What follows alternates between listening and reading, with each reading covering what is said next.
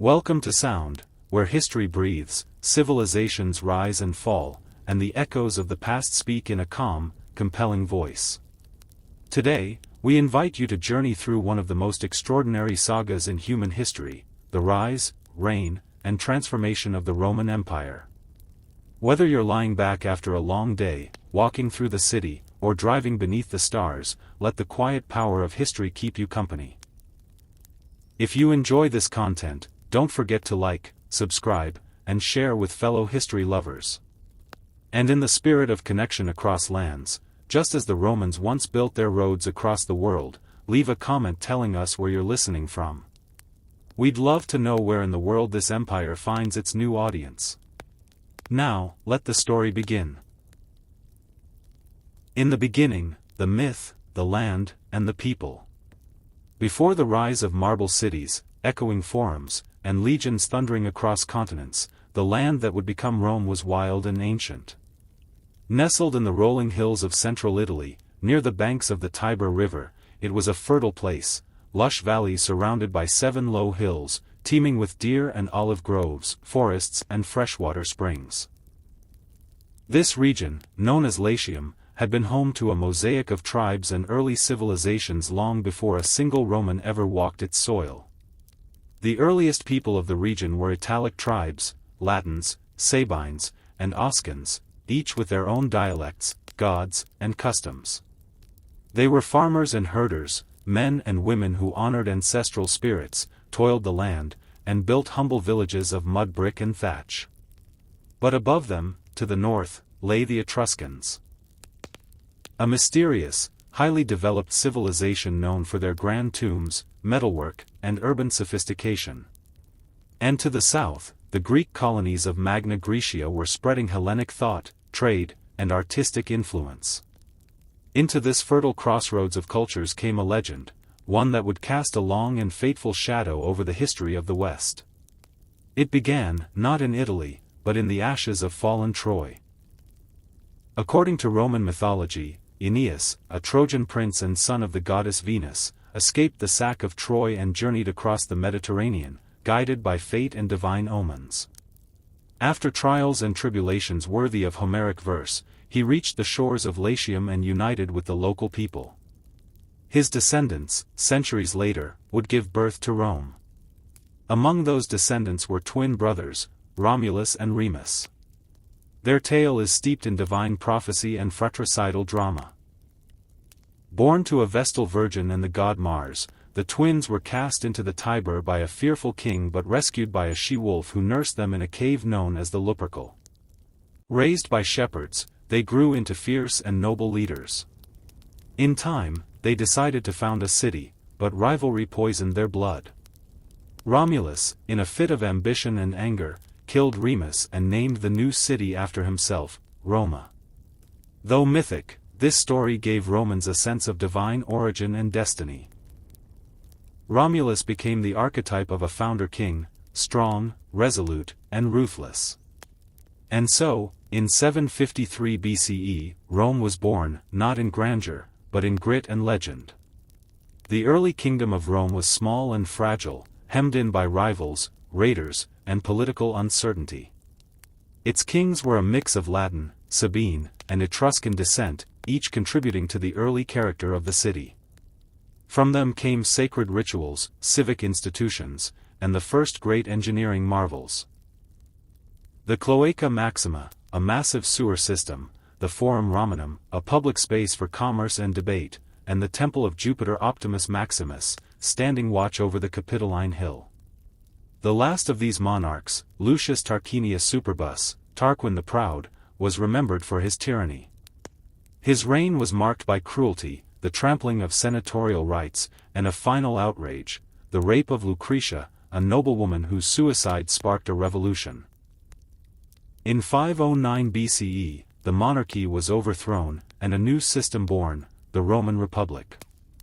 This was not yet the Rome of emperors and conquests. It was a society of farmers, warriors, and fiercely independent citizens.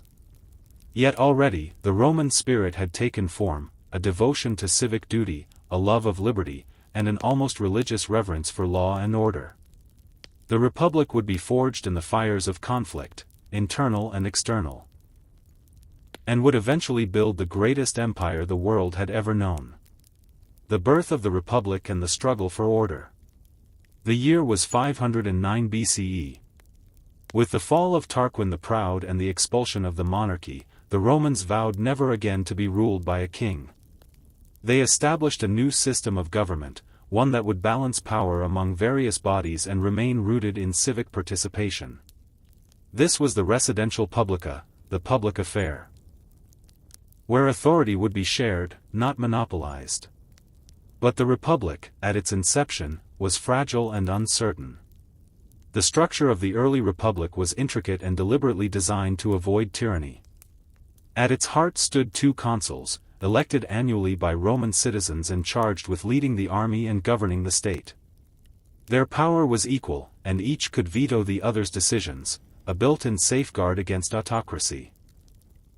Beneath them lay the Senate, an assembly of Rome's aristocratic elders, whose counsel carried immense weight, though not legal authority.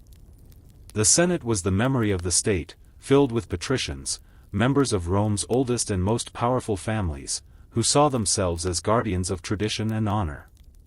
But Rome was not united. Beneath the patricians were the plebeians, the common people, farmers, artisans, and laborers, who bore the brunt of taxes and military service yet had little say in governance. This imbalance gave rise to a long and bitter conflict known as the struggle of the orders. The plebeians, over the course of nearly 2 centuries, demanded and slowly gained political representation. They withdrew from the city, refused military service, and leveraged their economic and martial importance to extract concessions. In time, plebeians won the right to elect their own representatives, the tribunes of the plebs. These tribunes were sacrosanct. To harm them was a capital crime. They wielded the power of intercessio, the ability to veto any law or action they deemed harmful to the people. It was a revolutionary development, a democratic mechanism within a largely aristocratic system. Laws too, once the secret domain of patricians and priests, were made public through the 12 tables, a written code displayed in the forum for all to see. Justice became a matter of public record, not privilege. And though inequality remained, the Republic evolved toward a more balanced society, at least in theory. But even as Rome struggled internally, it expanded outward. The Romans were natural warriors, hardened by constant conflict and guided by a profound sense of virtus, the manly virtue of courage, duty, and honor in service of the state. From the very beginning, their history was drenched in warfare. The conquest of Italy and the rise of Roman power. Rome's early enemies were its neighbors, the Etruscans to the north, the Latins and Sabines to the east, the Volsci and Equi in the hills. These wars were brutal and constant, and Rome developed a reputation for resilience. When beaten, they returned. When cities surrendered, Rome often extended citizenship or allied status, binding them into a web of loyalty and legal obligation that would become a model of imperial governance. By the 4th century BCE, Rome was the dominant power in central Italy. But the next challenge would be existential: the Gauls. In 390 BCE, a Celtic tribe from the north, led by the chieftain Brennus, invaded the Italian peninsula and defeated a Roman army at the Battle of the Allia. They sacked Rome, torching temples, homes, and monuments. The horror of that invasion scarred the Roman psyche for centuries. It became a defining trauma, instilling in Rome a near-paranoid obsession with security, expansion, and military readiness. Rome recovered swiftly. It rebuilt its walls, reformed its army, and resumed its conquests. Over the next century, it defeated the Samnites, the Etruscans, and Greek cities in southern Italy. One of the most formidable opponents was Pyrrhus of Epirus, a brilliant general who came to aid the Greeks of Magna Graecia. Though he won battles against the Romans, the cost was staggering, hence the term Pyrrhic victory. Eventually, even Pyrrhus withdrew, unable to match Rome's manpower and resolve. By 272 BCE, Rome controlled the entire Italian peninsula. Its military system, a citizen-soldier model rooted in loyalty and discipline, had proven superior. But with power came new challenges. Rome was now poised to clash with the great powers of the Mediterranean. The Punic Wars. Rome's titanic struggle with Carthage. To the south, across the narrow straits of Sicily, lay Carthage, a wealthy, seafaring empire founded by Phoenicians. Carthage dominated North Africa, parts of Spain, and much of the western Mediterranean through a powerful navy and commercial prowess. But Rome's growing influence in Sicily brought the two powers into direct conflict. The First Punic War, 264 to 241 BCE, was a naval war, Rome's first major contest at sea.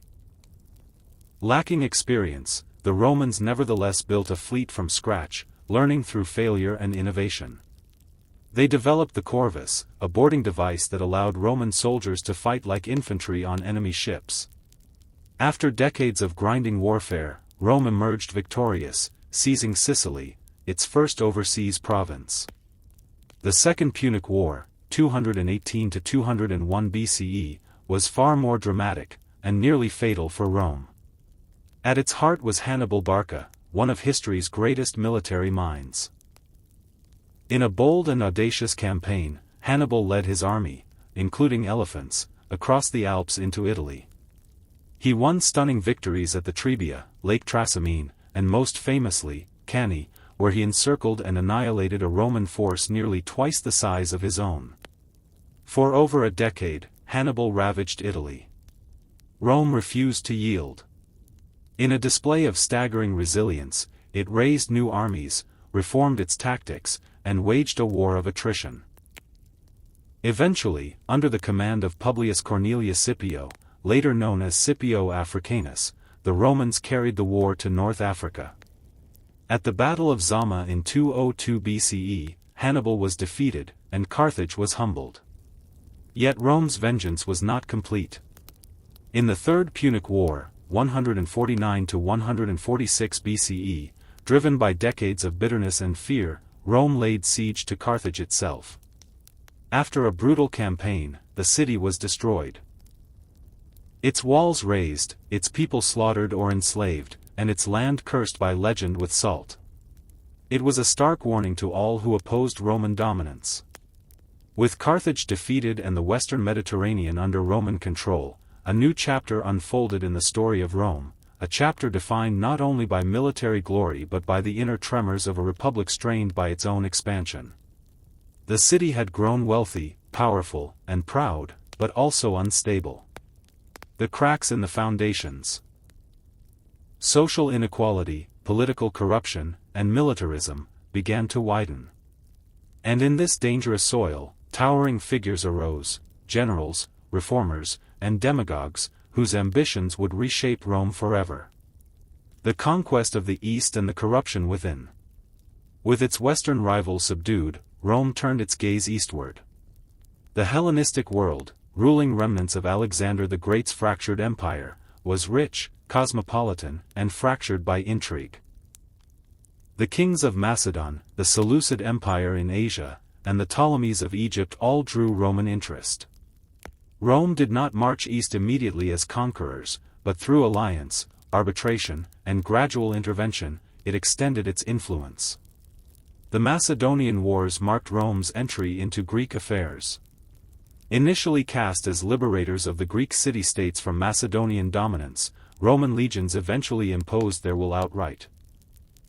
By the mid-2nd century BCE, Macedon was annexed as a province, and Roman power extended deep into the Balkans. Greece, though technically free, was effectively under Roman control, its cultural brilliance preserved but its independence shattered. Further east, Rome clashed with the Seleucid Empire. The Syrian king, Antiochus III, attempted to expand into Greece, prompting Roman retaliation. In 190 BCE, at the Battle of Magnesia, the Seleucids were crushed, and their ambitions in the west were extinguished. Rome now stood as the arbiter of the eastern Mediterranean. These campaigns flooded Rome with wealth, gold, slaves, exotic goods, and Greek art. But this sudden prosperity brought problems. The spoils of empire widened the gap between rich and poor.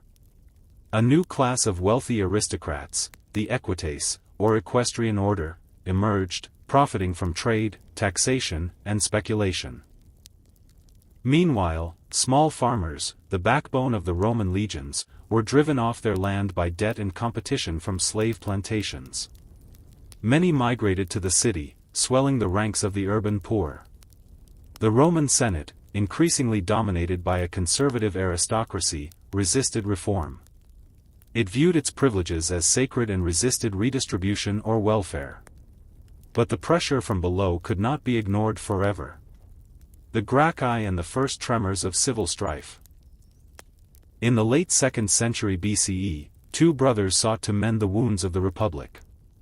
Tiberius and Gaius Gracchus, tribunes of the plebs and scions of a noble family, pushed for radical reforms.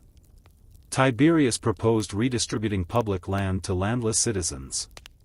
He bypassed the Senate and appealed directly to the popular assemblies. His efforts sparked outrage. In 133 BCE, he was murdered by a mob of senators and their allies. A decade later, Gaius Gracchus took up the mantle. He went further, proposing grain subsidies, colonization, and citizenship for Rome's Italian allies. His eloquence and boldness made him beloved, and feared. Once again, the Senate acted. In 121 BCE, violence erupted, and Gaius, facing arrest, committed suicide. The deaths of the Gracchi marked a turning point. Political murder had entered the Republic's bloodstream.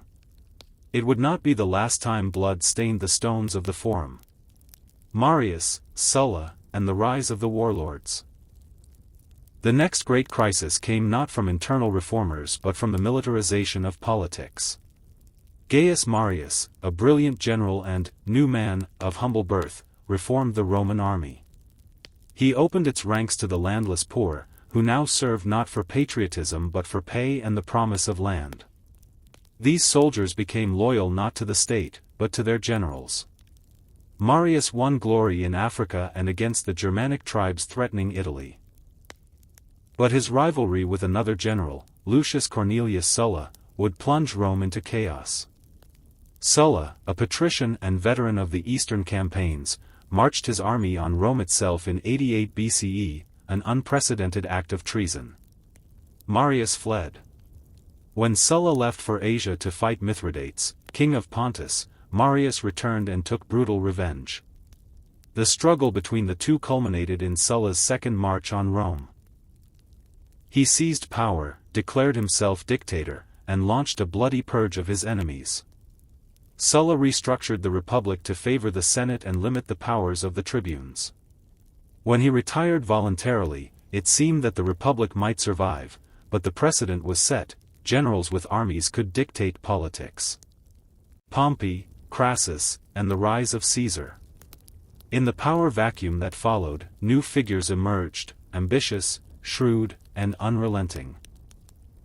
Marcus Licinius Crassus, the richest man in Rome, made his name by crushing the slave revolt led by Spartacus. Gnaeus Pompeius Magnus, or Pompey the Great, won fame in the east, clearing the seas of pirates and defeating Mithridates, finally annexing much of the Hellenistic East. Then came Julius Caesar, a patrician with a populist flair, a gifted orator, and a general of peerless ambition. Caesar allied with Pompey and Crassus in what became known as the First Triumvirate, a political alliance that bypassed the Senate's authority. With their support, Caesar secured the consulship in 59 BCE and then command of Gaul. For nearly a decade, Caesar conquered the Gallic tribes, extending Roman control to the Atlantic.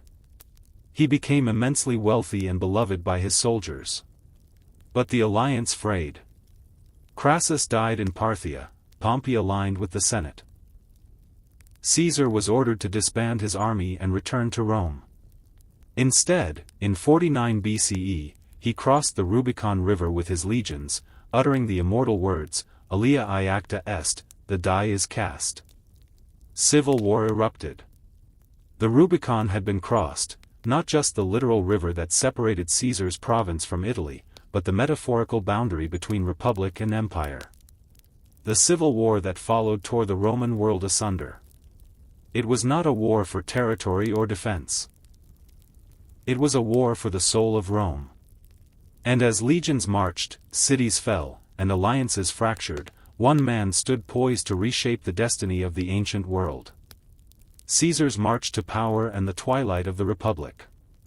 When Julius Caesar crossed into Italy in 49 BCE, he triggered a constitutional crisis of unprecedented magnitude. The Senate, under the influence of Pompey and the conservative faction known as the Optimates, declared Caesar an enemy of the state. But Rome's legions rallied to his banner. His invasion was swift and surgical. Pompey fled south, then east, rallying forces in Greece and the eastern provinces. Caesar, ever audacious, pursued. He crossed the Adriatic in winter, defeated Pompey at the Battle of Pharsalus in 48 BCE, and scattered the senatorial forces. Pompey fled to Egypt, hoping to find sanctuary. But the young pharaoh Ptolemy XIII, eager to curry favor with Caesar, murdered Pompey and sent his severed head to the Roman general, a gesture that horrified even Caesar. In Egypt, Caesar found not only a kingdom in turmoil but also the enchanting Cleopatra VII, a queen of remarkable intelligence and ambition. Caesar sided with her in Egypt's dynastic civil war, and the two became lovers. Cleopatra would later bear him a son, Caesar Ion, though Rome never formally recognized the boy as Caesar's heir. Having secured Egypt, Caesar returned to Rome. He subdued the remnants of opposition in Africa and Spain, including the sons of Pompey. With the Republic's last defenders vanquished, Caesar held absolute power. He was made dictator multiple times, and in 44 BCE, appointed dictator perpetuo, dictator for life. The Senate, cowed and fractured, had become a hollow institution. Yet Caesar styled himself not as a monarch but as a reformer. He launched ambitious programs: land redistribution, debt relief, the founding of colonies for veterans, a reformed calendar, from which our modern one descends, and plans for massive urban reconstruction. But beneath the reforms lay autocracy. He adorned himself in purple robes, accepted divine honors, and placed his image on coins, symbols of kingship that alarmed traditionalists. A conspiracy formed. Senators who feared Caesar's growing power, some out of principle, others out of envy, plotted his death. They called themselves liberatores and believed they were saving the Republic. On the Ides of March, 44 BCE, Julius Caesar entered the Senate chamber. He was surrounded and stabbed 23 times by men he called friends. Among them was Brutus, his protege, whom he reputedly greeted with the immortal words, "Et tu, Brute?" The assassins thought they had restored liberty. Instead, they unleashed another civil war. The rise of Augustus and the birth of the empire. The death of Caesar did not restore the Republic, it shattered it further. The assassins fled or were driven from Rome. The vacuum of power was quickly filled by a trio: Mark Antony, Caesar's trusted lieutenant, Marcus Lepidus, commander of the cavalry, and Gaius Octavius, Caesar's great-nephew and adopted son, later known as Augustus. Together they formed the Second Triumvirate, legally empowered to hunt down Caesar's killers and restore order. Their vengeance was swift and merciless. In 42 BCE, at the Battle of Philippi in Macedonia, Antony and Octavian defeated Brutus and Cassius. The liberatores died not as heroes, but as fugitives. Yet the triumvirs were uneasy allies. Lepidus was sidelined. Antony took the east and began a fateful alliance with Cleopatra, while Octavian governed the west. The propaganda war began. Octavian painted Antony as a traitor to Rome, seduced by a foreign queen, plotting to rule from Alexandria. The final rupture came when Antony, in the Donations of Alexandria, declared Cleopatra's children as rulers of eastern territories and recognized Caesar Ion as Caesar's true heir. Rome was outraged. In 31 BCE, the two sides clashed at the naval battle of Actium. Octavian, with the brilliant general Agrippa at his side, decisively defeated Antony and Cleopatra. The lovers fled to Egypt. The following year, as Octavian advanced on Alexandria, Antony committed suicide. Cleopatra followed, taking her own life, legend says by the bite of an asp. Caesarion was killed. Egypt became a Roman province. Octavian returned to Rome, sole master of the Roman world. But he did not declare himself king. Instead, in a masterstroke of political theater, he restored the Republic, then accepted from the Senate the titles Princeps, First Citizen, and Augustus, the Revered One. In truth, all real power now rested in his hands. He controlled the legions, the treasury, and the provinces. The Senate existed, but only as a ceremonial echo of its former power. The Roman Empire had begun. Under Augustus, Rome entered a golden age, the Pax Romana, or Roman peace. A time of relative stability, cultural flourishing, and imperial consolidation.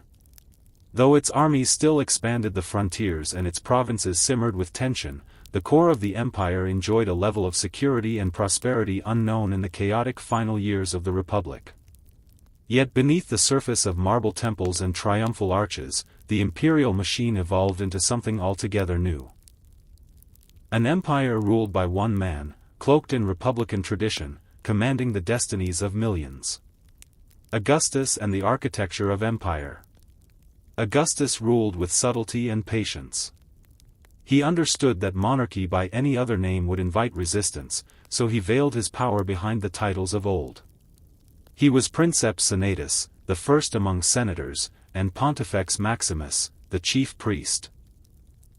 He reformed the army, placing it under his personal command, and stationed legions at the empire's borders. He created the Praetorian Guard, an elite unit tasked with protecting the emperor, though it would one day be kingmaker and assassin. His reforms touched every corner of Roman life. He reorganized provincial governance, curbing corruption and improving efficiency. He launched a massive building campaign, famously claiming he found Rome a city of brick and left it a city of marble.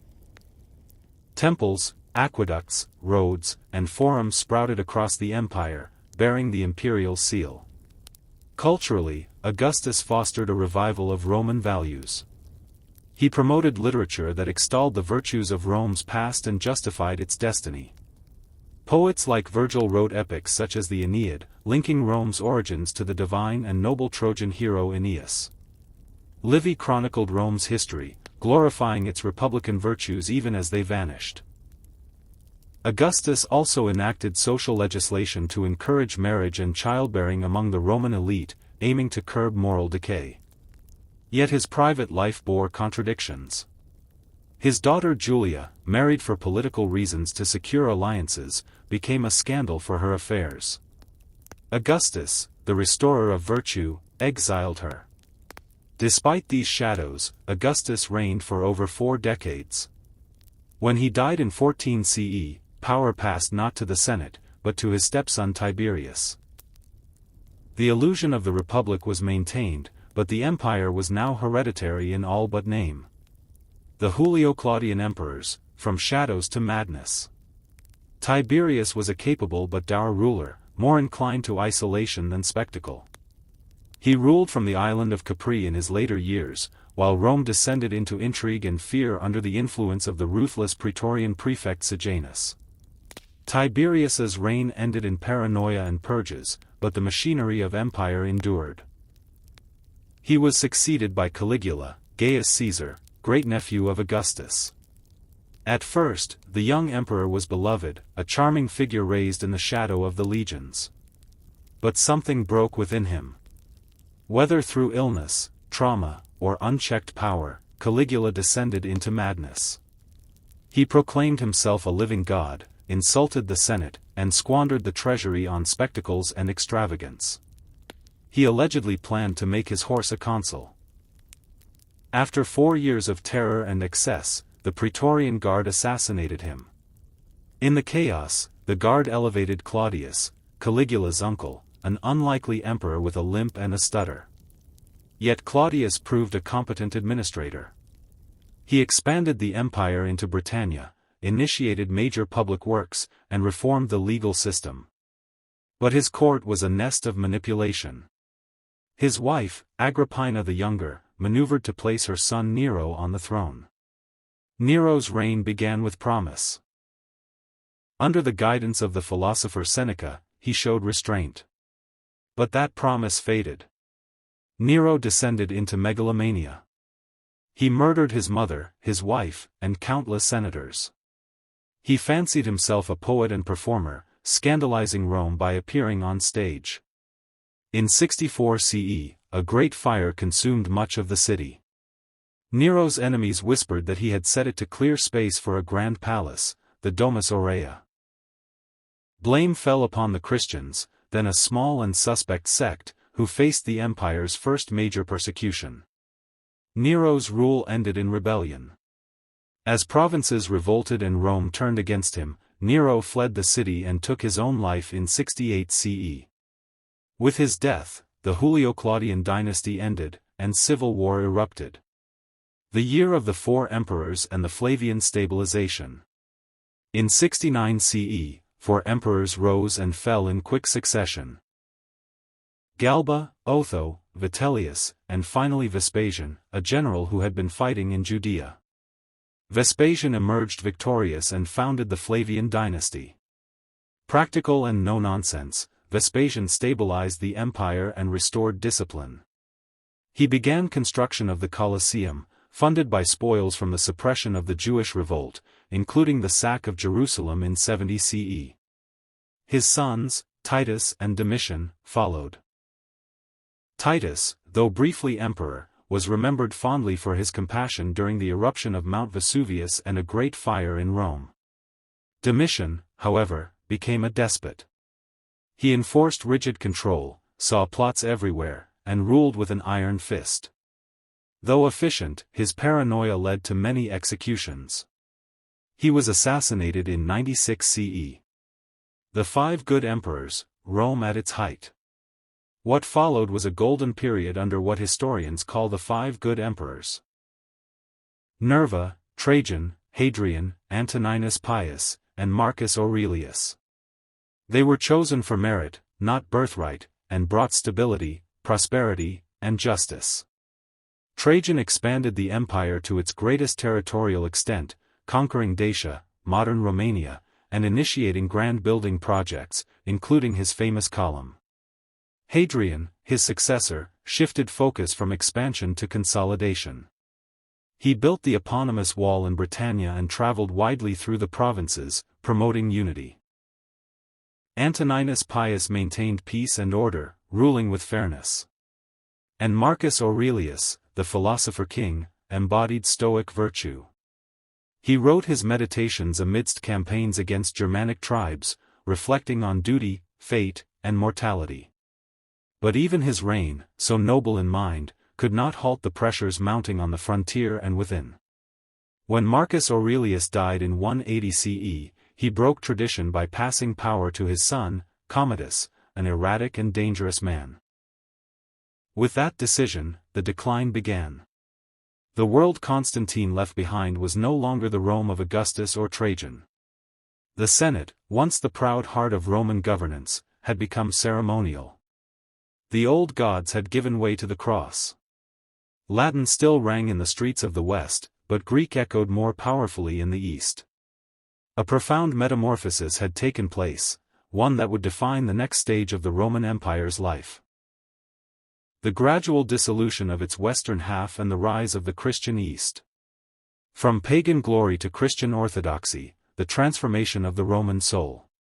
After Constantine's death, his sons, Constantine II, Constantius II, and Constans, divided the empire. Civil war soon followed. The empire remained unstable, splintering and reconsolidating under successive rulers. Meanwhile, the Christian Church, once underground, now wielded influence over emperors themselves. The 4th century was not merely a political contest but a spiritual one. The Council of Nicaea, convened by Constantine in 325 CE, sought to settle theological disputes and unify Christian doctrine. Yet the struggle between orthodoxy and heresy raged for centuries, from Arianism to Donatism, shaping the intellectual and political life of the empire. Julian the Apostate, Constantine's nephew and brief successor, tried to reverse the Christian tide. A pagan philosopher, he rejected the new faith and attempted to revive the old gods. But his reign was short. After his death in battle against the Persians in 363 CE, his dream of restoring paganism died with him. The Christianization of Rome accelerated. Emperors like Theodosius I declared Christianity the state religion, outlawing pagan sacrifices and closing temples. The eternal flame of Vesta, once watched over by virgins in the Forum, was extinguished. Statues of Jupiter, Mars, and Minerva were toppled or repurposed. Rome had become a Christian empire. The fall of the West, invasions, fragmentation, and collapse. While the Eastern Empire flourished under strong leadership and wealth from trade routes, the Western Empire entered terminal decline. The reasons were complex: economic decay, military overextension, reliance on mercenaries, and political instability. But the most visible symptom was the relentless pressure of barbarian invasions. The Germanic tribes, Visigoths, Ostrogoths, Vandals, and others, had long lived near or within the empire's borders. As the Huns, a fierce nomadic people from Central Asia, swept westward, they displaced these tribes, pushing them into Roman lands. In 376 CE, the Visigoths were allowed to cross the Danube. Poorly treated, they rebelled. At the Battle of Adrianople in 378, they annihilated a Roman army and killed Emperor Valens. It was a catastrophic defeat, one that exposed the West's vulnerability. In 410 CE, Alaric and his Visigoths sacked Rome. For the first time in 800 years, the Eternal City had fallen to a foreign foe. The shock reverberated through the Roman world. Saint Jerome wrote in anguish, "If Rome can perish, what can be safe?" Yet the worst was still to come. The Vandals crossed from Spain into North Africa, seizing Carthage, Rome's vital breadbasket. They later sailed across the Mediterranean and sacked Rome again in 455. Meanwhile, the Huns, under Attila, ravaged Gaul and Italy, though they never took the capital. The Western emperors became figureheads, appointed and deposed by powerful generals or barbarian warlords. By 476 CE, the last Western emperor, Romulus Augustulus, was deposed by Odoacer, a Germanic chieftain. The Western Roman Empire, hollowed from within and battered from without, ceased to exist. The Eastern Empire endures, Byzantium and the legacy of Rome. But the Roman story did not end in 476. In the East, the empire endured, wealthier, more urban, more defensible. Governed from Constantinople, the Eastern Roman Empire would come to be known as the Byzantine Empire, though its citizens called themselves Romans, and its emperors carried the legacy of Augustus. The Byzantine state preserved Roman law, institutions, and culture even as it adapted to new challenges. It was deeply Christian, profoundly Greek in language and thought, and militarily pragmatic. Its greatest early emperor, Justinian I, ruled in the 6th century and dreamed of restoring the Roman Empire in full. He reconquered parts of North Africa, Italy, and southern Spain. He codified centuries of Roman legal tradition into the Corpus Juris Civilis, the foundation of modern civil law. He built the magnificent Hagia Sophia, a domed cathedral that proclaimed the fusion of Roman engineering and Christian faith. Yet Justinian's ambitions came at a cost. The empire was drained by constant warfare and devastated by the bubonic plague that struck in the 540s, killing millions. His successors struggled to maintain the gains. By the 7th century, new threats emerged, first from the Sassanids, then from the rising tide of Islam. The Arab conquests swiftly overran much of the Byzantine East, including Syria, Palestine, and Egypt, once core provinces of the Roman world. Constantinople itself was besieged but held fast. The Byzantines, through a combination of diplomacy, fortification, and a mysterious incendiary weapon called Greek fire, weathered the storm. Over centuries, Byzantium would endure cycles of revival and decline. It produced intellectual brilliance, theological scholarship, and stunning mosaics. It preserved ancient texts that would later fuel the Renaissance in the West. And it continued to serve as a bulwark between Europe and the rising powers of the East. The final fall, Constantinople and the end of the Roman world. The Byzantine Empire's resilience was extraordinary, but not eternal. It faced new foes, Crusaders, who sacked Constantinople in 1204 during the Fourth Crusade, and Turks, who steadily advanced from Asia Minor. After a brief restoration, the empire shrank to a shadow of its former self. Finally, in 1453, Constantinople fell to the Ottoman Turks under Sultan Mehmed II. The Great Walls, once thought impregnable, were breached. The last emperor, Constantine XI, died defending his city. The Hagia Sophia became a mosque. The city was renamed Istanbul. With that fall, the Roman Empire, founded in the smoke of monarchy, tested by republic, remade by emperors, reborn in Christianity, ceased to exist. Yet Rome never truly died. Its language, laws, religion, and symbols continued to shape the world. In the Catholic Church, the Holy Roman Empire, the Renaissance, and even in modern states and philosophies, echoes of Rome endure. Its roads and aqueducts still stand. Its ideas of citizenship, governance, and law remain foundational. The empire fell, but the idea of Rome lives on, in stone, in scripture, and in the soul of civilization. In the centuries that followed the fall of Constantinople, the legacy of the Roman Empire did not simply fade into the annals of history, it transformed, refracted through new powers and civilizations that claimed its mantle. Rome, though physically fallen, continued to live on as an idea, powerful, mythic, and immortal. Its influence stretched across empires, churches, universities, and parliaments. Its vision of law, authority, and civilization became the template upon which much of the modern world was built. The Eastern Orthodox Church, with its liturgy and theology shaped within the Byzantine crucible, carried forward the spiritual essence of Eastern Rome.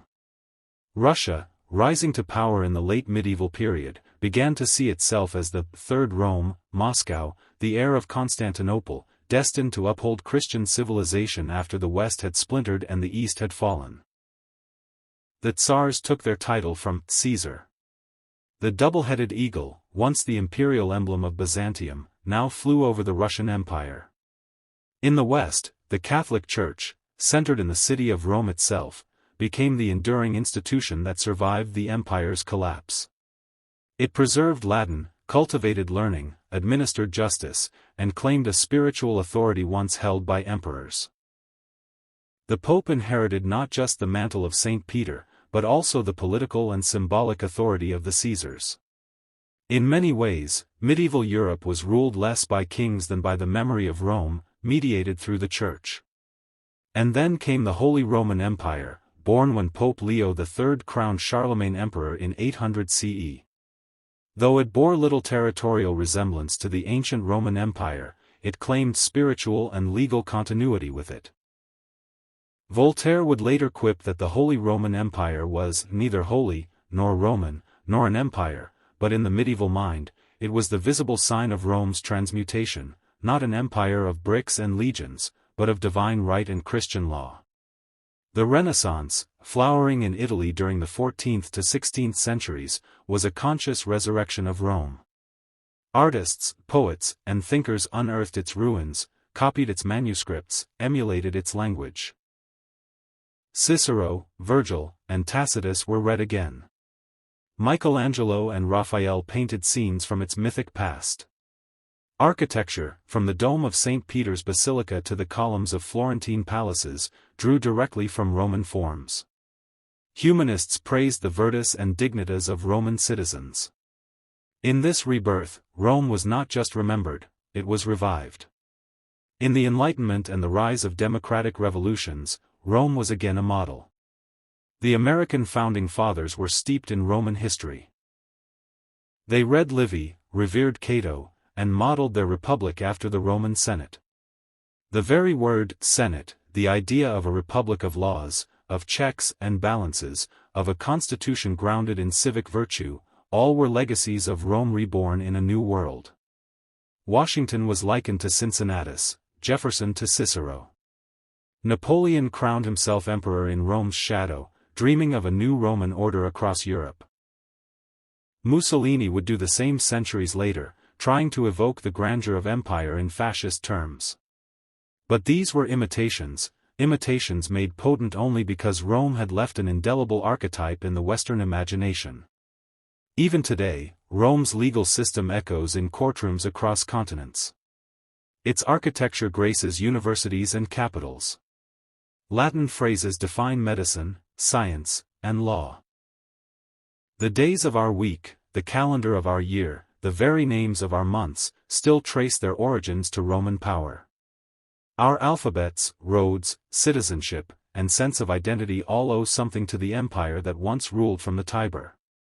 Rome is not a mere memory, it is a foundation. From a small tribal village along the Tiber River, it grew into a kingdom, then a republic, and finally an empire that spanned 3 continents. It gave rise to philosophy, art, law, engineering, and warfare on a scale never seen before. It transformed from paganism to Christianity, from marble to mosaics, from legions to liturgy. It endured invasions, plagues, civil wars, and schisms, and through it all, it evolved, adapted, and, even in death, inspired. The Roman Empire did not die with Romulus Augustulus, nor with Constantine XI. It lives on in every society that values order, in every republic that treasures the rule of law, in every church that draws from Roman rite, and in every mind shaped by Roman thought. Thus, the story of Rome is not just a tale of emperors and battles, it is the story of civilization itself. A saga of ambition and collapse, of brutality and beauty, of chaos and continuity. Rome fell. But it also became eternal, not in the sense of unbroken political sovereignty, but in the way that myths endure, in the way that cultural DNA replicates itself through generations. Rome became more than an empire. It became a civilizational axis, a memory held in marble and manuscript, a dream repeated in every civilization that aspired to greatness. And it is in this mythic persistence that Rome achieved what no other empire ever has, a conquest not just of land or people, but of time. Rome's genius was not merely its legions or its architecture, it was its ability to assimilate, to absorb, to adapt. When it encountered Greek culture, it did not destroy it, it revered and adopted it. When it came into contact with Egyptian religion, Persian mysticism, and Gallic customs, it synthesized rather than erased. The Roman system of governance could flex from republic to dictatorship, from oligarchy to theocracy. It was a civilization that could transform without losing its core identity. Even the Roman language, Latin, proved remarkably resilient. Though the spoken tongue fragmented over the centuries into the Romance languages of French, Spanish, Italian, Portuguese, and Romanian, the root remained. And in the spheres of science, law, and religion, Latin retained its stature.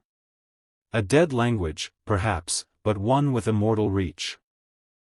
It served as the intellectual lingua franca of Europe for over a millennium after the empire's fall. Roman law, too, provided a structural blueprint for countless societies.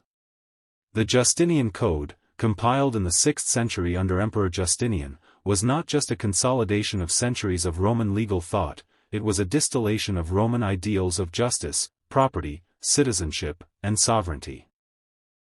These laws influenced medieval European systems, and later inspired the Napoleonic Code, which in turn shaped modern civil law traditions from Europe to Latin America. The empire's military innovations, its discipline, organization, and logistics, became the standard by which other armies would measure themselves. Its engineering marvels, roads, aqueducts, amphitheaters, domes, testify to a civilization that believed in the power of permanence. Many Roman roads are still visible, still walkable. Its aqueducts, some of them still functional in parts, are silent, towering evidence of a society that planned not just for years, but for centuries. But perhaps Rome's most enduring legacy is its political ideal, the Republic. Though it fell into corruption and tyranny, the Roman Republic left behind a dream of participatory governance, of civic duty, of liberty under law. This ideal haunted the Renaissance, inspired the Enlightenment, and sparked revolutions. The symbols of Rome. The eagle, the fasces, the SPQR, the forum, became emblems not just of power, but of aspiration. It is no accident that the American founding fathers called their capital, Washington, D.C., the District of Columbia. Columbia was a poetic name for the New World, derived from Christopher Columbus, but it was also a conscious invocation of Rome's imperial grandeur. The architecture of the Capitol building, the Supreme Court, and the Lincoln Memorial all draw from Roman templates. The Senate, the Republic, the concept of a civic duty owed by citizens to a greater commonwealth, all of this descends directly from the Tiber. In this way, Rome became a civilizational ghost, a presence never fully gone, always lingering behind the scenes of Western history. Even its downfall has become a subject of eternal fascination, a cautionary tale about decadence, division, and the perils of empire. Historians, politicians, and philosophers alike have long studied the reasons behind Rome's collapse, searching for patterns, warning signs, parallels in their own time. Yet no summary can fully encompass Rome. It was too vast, too contradictory, too rich. It was at once the destroyer and preserver of cultures, the enslaver and emancipator, the barbarian and the bearer of civilization. It was brutal and refined, pagan and Christian, lawful and despotic.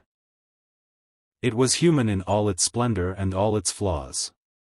The story of Rome is not over. It is written in the foundations of our cities, in the pages of our laws, in the rites of our religions, in the structure of our languages, in the architecture of our dreams. It endures wherever people speak of republics, of rights, of justice, of empire, and of eternity. Rome, the city, the republic, the empire, the myth, lives on. And perhaps, so long as humanity continues to build, to govern, to dream, so too shall the spirit of Rome remain, waiting in the stones and shadows, watching the world it helped to shape. So it is that Rome has never truly ceased to exist. Its fall was not a disappearance but a diffusion, a slow and silent migration of its essence into the world that followed. The stones of its amphitheaters were scattered, but the echoes of its speeches, its philosophies, and its aspirations continued to resound across oceans and centuries. Rome became a story whispered in churches and royal courts, taught in universities, debated in parliaments, immortalized in literature and art. It became not just a past, but a perennial influence, pulsing beneath the surface of modern civilization. In every Renaissance, Rome is reborn. In every revolution, its spirit stirs. In every empire that rises and dares to call itself eternal, Rome's shadow stretches long across the landscape. It has been a guide and a warning, a mirror held up to the ambitions and follies of mankind. The very idea of empire, its promises, its perils, its burden, is forever marked by Rome's legacy. This influence extends into culture in subtle yet profound ways. The structure of education, grammar, rhetoric, logic, hails from Roman pedagogy. Our very concept of a liberal arts education originates in Roman times, meant to train citizens capable of thoughtful discourse and civic leadership. Literature, drama, and historical writing owe much to Roman forms and themes, with writers like Virgil, Ovid, Seneca, and Livy serving as the foundations upon which entire canons have been built. In the visual arts, Rome's sense of grandeur, proportion, and order permeates the classical revival movements of Europe. Renaissance artists and architects didn't merely emulate Rome, they conversed with it. They studied its ruins not as artifacts, but as living texts, deciphering the language of arches, vaults, and columns to rebuild the dignity and harmony of a world thought lost. Religion, too, bears Rome's imprint indelibly. Beyond the survival of the Roman Catholic Church, which carries the very name of the city in its title, Rome's conversion to Christianity fundamentally shaped the faith's development. The merging of Roman administration with ecclesiastical hierarchy created a church capable of surviving the empire's fall and continuing its mission across all borders and eras. Saints replaced senators, bishops took the place of magistrates, and the basilicas of Rome became new temples to a different kind of divine order. Even in secular modern life, Rome has left its fingerprints. Our infrastructure owes much to Roman engineering principles. The concepts of urban planning. Central forums, roads linking major cities, aqueducts supplying water, sewage systems to maintain hygiene, originated from Rome's meticulous governance. The daily conveniences and complex systems we take for granted owe a silent debt to the minds of Roman engineers and administrators. On a more abstract level, the very idea of a civilized world owes its meaning to the Roman ideal of civitas, citizenship, public life, duty to the community. The Roman vision of a shared civic space where people participate in governance, exchange ideas, and pursue justice remains central to democracies around the globe. It was this ideal that inspired republics to rise from monarchies, that encouraged the rise of civic humanism, and that motivated social movements to demand inclusion in the political process. Rome, then, is not merely a city or a vanished empire, it is a civilization embedded in the human mind. When people speak of the fall of Rome, they speak with the awe due not just to an empire, but to an epoch. They sense that something immense, something foundational, was lost, or perhaps only hidden, waiting to be rediscovered in the next generation of thinkers and builders. And so Rome endures, in libraries and courtrooms, in cathedrals and senate chambers, in monuments and manifestos. It endures in the rhythms of language, in the codes of law, in the rituals of power. It lives in the very names we use, the principles we uphold, the fears we harbor about decline and decadence, and the dreams we chase of eternal greatness. There will always be a new empire, a new republic, a new city that sees itself reflected in the marble face of ancient Rome. There will always be a Caesar in some form, a senate to deliberate, a citizenry to inspire. As long as people continue to ask what makes a civilization endure, and what causes it to fall. Rome will be their case study, their myth, their guide, and their warning. For in the end, Rome was never just about territory. It was, and remains, a way of imagining the world, a belief in human grandeur balanced against the frailty of human pride. It was an assertion that even amidst chaos and decay, order and meaning can be built, not only for an age but for all time. And perhaps, that is why, in the fading light of every era, we turn our gaze back to the Tiber. To the 7 hills, to the ruins that whisper, to the colonnades that still stand, defying the centuries. Rome fell. But in falling, it ascended to legend. And legends, unlike empires, do not die. They become eternal. Beneath the domes of imperial palaces and beyond the roar of the Colosseum, the Roman economy was a vibrant, interwoven tapestry of agriculture, trade, labor, and exploitation. At its core, the economy was agrarian. Wheat, olives, grapes, and other staples were the backbone of Roman wealth. The Italian countryside, dotted with large latifundia, estate farms, operated using slave labor on a scale rarely seen in history. These estates fed the empire's cities, where population swelled to unprecedented numbers. Rome itself, at its height, may have housed over 1 million souls. But Rome was no simple agrarian society. It was a sprawling commercial engine. Trade routes stretched from Britain's tin mines to the incense trails of Arabia and the silk markets of Han China.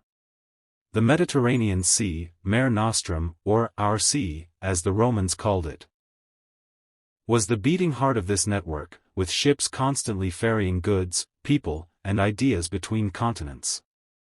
Amphorae filled with wine, oil, and grain were stacked in ports like Ostia, Carthage, and Alexandria. Gold and silver coins bearing the visages of emperors flowed through hands from Hispania to Judea. In the cities, marketplaces, fora, buzzed with activity. Merchants bartered, slaves sold their services, artisans crafted jewelry and pottery, and moneylenders whispered terms. Economic power was mirrored in political clout. Senators and equestrians alike often doubled as major landowners and financiers. Rome had no central banking system, but its economic complexity approached modern levels of sophistication. Yet at the base of all this stood slavery. It is impossible to understand Rome without confronting this reality. Slaves were not a subclass, they were a foundation.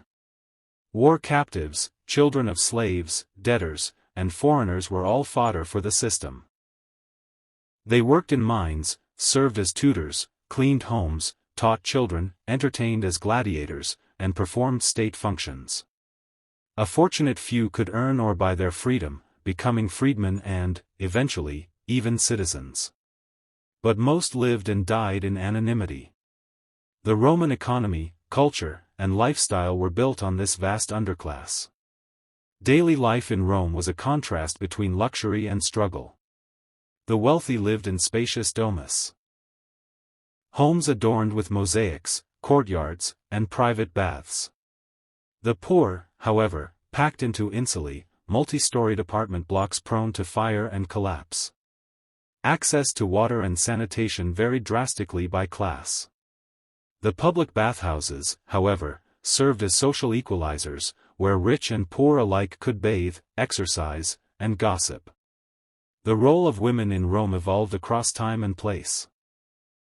In the early Republic, women had few rights and existed primarily under the control of their male guardians. Yet by the imperial era, women of elite status could own property, conduct business, and influence politics from behind the curtain. Empresses like Livia Drusilla and Julia Domna wielded tremendous influence in court. In domestic spheres, women were the stewards of the household, often overseeing vast numbers of slaves, managing estates, and educating children. While Rome never approached modern ideas of gender equality, it created a space where women's power, though informal, could be significant. Roman education was a reflection of its Greek inheritance. Boys, and to some extent, girls, of wealthy families were taught to read and write in Latin and Greek, study rhetoric, memorize poetry, and learn arithmetic, philosophy, and law. Education was not merely academic, it was preparation for public life. A well-educated Roman male was expected to speak in the forum, serve in the army, govern a province, or advise a consul. Grammar schools, private tutors, and philosophical academies flourished in major cities. Even so, the vast majority of the empire's inhabitants were illiterate, learning instead from oral tradition and practical labor. Roman philosophy merged deeply with life and law. The Stoics, especially, found fertile ground in Roman soil. Stoicism, preaching virtue, reason, and endurance, became the philosophy of emperors like Marcus Aurelius and statesmen like Seneca. It encouraged a view of life as fleeting, of self-discipline as the highest aim, and of harmony with nature as the path to peace. Epicureans and Cynics also found adherents, each offering their own antidotes to the anxiety of empire. Philosophy in Rome was not mere contemplation, it was a way of life, a code of ethics, a daily practice. In terms of medicine, the Romans inherited much from the Greeks but extended it through engineering and infrastructure. Roman doctors, trained in Greek traditions, performed surgeries with remarkable sophistication for their time. Hospitals, primarily for soldiers, dotted the empire. Public health was promoted through clean water via aqueducts, public baths, and sewage systems. Though medical knowledge remained rudimentary by modern standards. Disease was poorly understood and often attributed to imbalances or divine wrath. Rome's attention to public sanitation likely prolonged life for many of its citizens. Food in Rome reflected its class divisions. The poor subsisted on grains, porridge, lentils, and bread.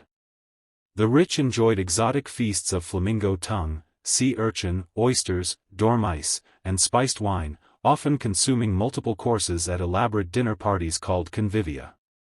Meals were theatrical, luxurious, and deeply social. Roman cuisine absorbed ingredients and styles from conquered lands, producing a uniquely cosmopolitan diet. Olive oil was ubiquitous, as was garum, a fermented fish sauce that flavored nearly everything. Feasts were not only about food, they were expressions of status, of taste, and of political power. Roman clothing was symbolic, not just functional. The toga, difficult to wear and easy to recognize, signified Roman citizenship and formality. The tunic was more practical, worn by all classes and genders. Purple dye, sourced from Phoenician traders, was a mark of wealth and imperial authority. Fashion communicated identity, hierarchy, and allegiance. Hair and grooming were important too. Roman men often shaved, and barbershops served as places of conversation and connection. Women styled their hair in elaborate forms, signaling both fashion and familial status. And what of the children, the families, the festivals? Children played with dolls, hoops, and animal figurines. They learned through imitation and discipline. Roman families were patriarchal, with the paterfamilias holding legal authority over life and death in his household. Yet the family was also a site of loyalty and love, reinforced by festivals like Saturnalia, which brought moments of joy, reversal, and gift-giving. Religion, too, was everywhere, woven into every facet of life. From household lauras and penates to imperial cult worship, religion was a civic duty, a social glue, and a personal comfort. Augurs read omens, priests performed rites, and temples stood at every major crossroad. The transition to Christianity in the 4th century did not erase this, it rechanneled it. Saints replaced minor deities. Churches rose where temples fell. Rituals evolved, but the Roman instinct for sacral structure remained. So when we speak of Rome, not merely the state or the empire, but the civilization, we speak of a total world. A system that defined human life from cradle to grave. A theater where emperors ruled, yes, but also where farmers plowed, where mothers taught, where artisans sculpted, where thinkers dreamed, and where millions lived quiet, meaningful, complex lives beneath the weight of an eternal name. The Roman engineering and architecture. Roman engineering was a triumph of ambition and ingenuity. The Romans did not merely build, they transformed landscapes. Their roads, straight and unyielding, cut through forests, mountains, and marshlands. These were not dirt paths or temporary constructions, but meticulously layered corridors of stone and gravel, crowned with milestones and resting stations. The Vaii, like the Via Appia or Via Egnatia, were the arteries of empire, designed not only for trade but for conquest. Legions marched swiftly upon them. Messengers carried imperial decrees across thousands of miles. Merchants, pilgrims, and exiles all followed the same routes, linking the provinces to the eternal city like threads in a vast tapestry. Then there were the aqueducts, those marvels of fluid logic and elegance. They harnessed gravity with astonishing precision, channeling fresh water from distant mountains into bustling cities and towns. The aqueduct of Segovia, the Aqua Claudia, and the Pont du Gard stand today as silent witnesses to a civilization that understood water not merely as necessity, but as a symbol of order, purity, and Roman superiority. In the baths, fountains, and latrines that relied on these aqueducts, one sees the Roman belief that civilization meant cleanliness, discipline, and control. Architecture became Rome's most visible and enduring language. It was how Rome announced its presence, even in the most distant corners of the empire. The basilica, originally a public hall for business and legal matters, would evolve into the Christian church. The Forum, an open space for debate and commerce, became the nucleus of Roman urban life. The amphitheater, most famously realized in the Colosseum, reflected not just Rome's love of spectacle but its architectural mastery. Tiered seating, retractable awnings, subterranean cages, and crowd control mechanisms spoke of a society obsessed with both pleasure and order. The arch and dome were Rome's signature contributions to world architecture. The Pantheon, with its soaring oculus and perfectly proportioned dome, remains one of the most extraordinary buildings in human history, not merely for its size, but for its harmony. The Romans understood that architecture could elevate the soul, not just shelter the body. Public monuments, triumphal arches, and grand temples carried this philosophy outward. They were propaganda in stone, expressions of power, yes, but also of permanence. And in the provinces, these designs replicated themselves like seeds carried by wind. Roman Britain, for instance, had its own forums, temples, and bathhouses. In Gaul, cities like Nîmes and Lyon adopted Roman grids, built amphitheaters, and worshipped a hybrid of Roman and local deities. In North Africa, cities like Leptis Magna and Carthage stood as jewels of Roman urbanism, boasting harbors, libraries, and theaters. Each province became a reflection of the imperial center, yet none were entirely alike. Romanization did not mean erasure, it meant synthesis. Local customs, languages, and gods were not always destroyed, they were often absorbed, renamed, or adapted into Roman forms. In these provinces lived a spectrum of people.